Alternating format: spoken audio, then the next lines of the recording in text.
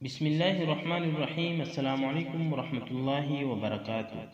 ابن ابی الدنیا نے یہ بھی حیرتناک واقعہ لکھا ہے کہ ابو عمر کہتے ہیں کہ میں والد عجلی کو دیکھا کرتا تھا کہ وہ مسجد میں سر کو رومال سے ڈھک کر آتے اور ایک کونے میں کھڑے ہو کر مسلسل نماز پڑھتے، دعا کرتے اور روتے رہتے، پھر مسجد سے نکلتے اور ظہر میں آتے اور اسی طرح نماز و دعا اور بکا میں لگے رہتے یہاں تک کہ عشاء ہو جاتی، پھر مسجد سے نکلتے، نہ کسی سے بات چیت کرتے اور نہ کسی کے پاس بیٹھتے۔